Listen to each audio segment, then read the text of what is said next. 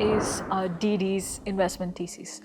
What kind of companies do you bet on? You have a 100 million fund in collaboration with Anthropic. You've invested in several hot AI startups. So what is your investment thesis?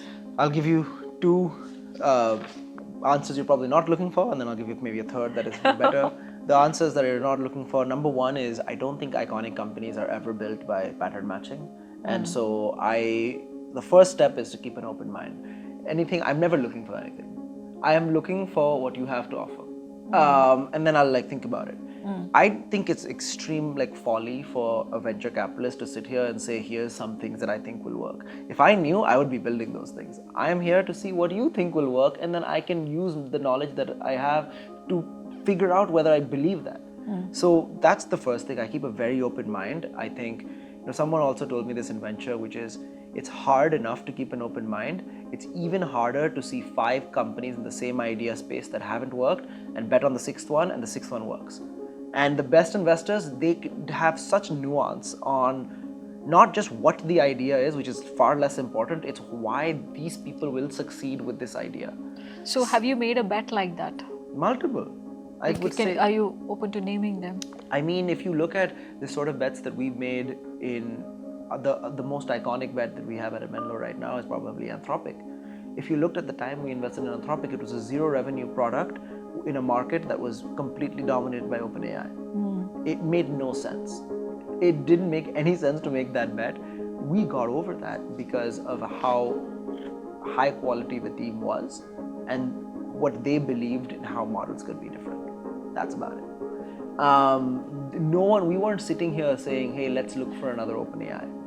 That's not how we went up making that bet. So that's just one example.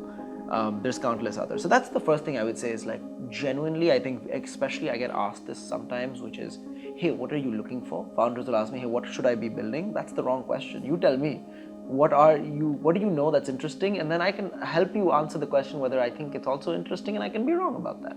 Yeah. So that's number one. I think number two, I would say, is a lot of investing in the stage I do, which is seed A and B.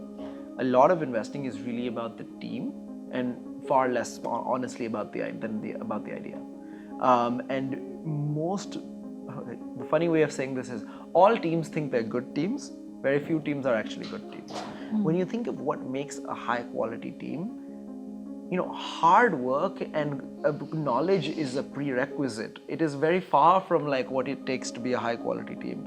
High quality teams have, again, alpha, differentiated insight, strong ability to hire, knowledge of business economics and technology. What technology do they know? What specific insights do they have?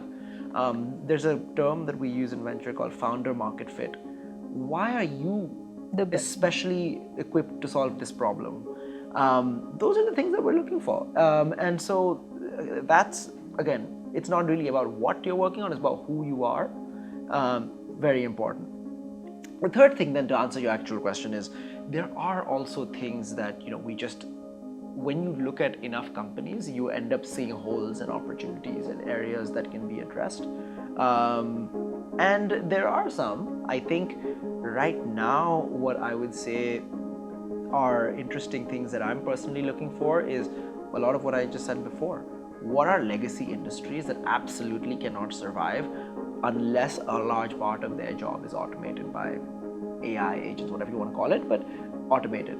That's something that is extremely interesting to me.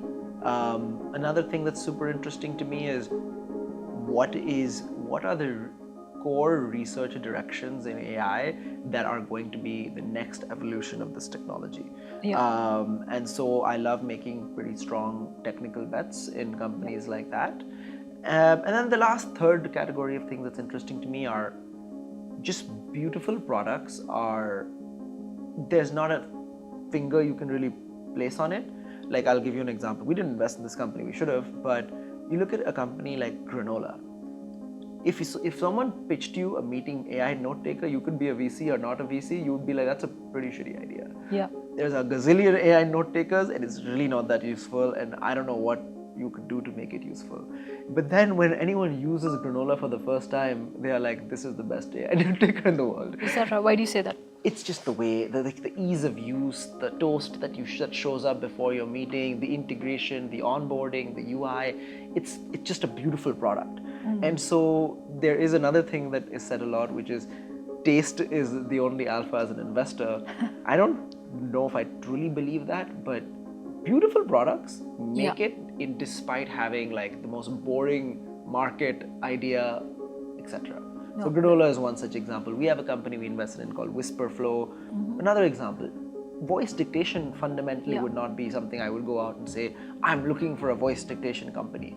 But then you use the product and it's so beautiful. The metrics back how beautiful it is. People come back to it. People love it. Yeah. That's the kind of thing that we'd love to invest in. Amazing, amazing.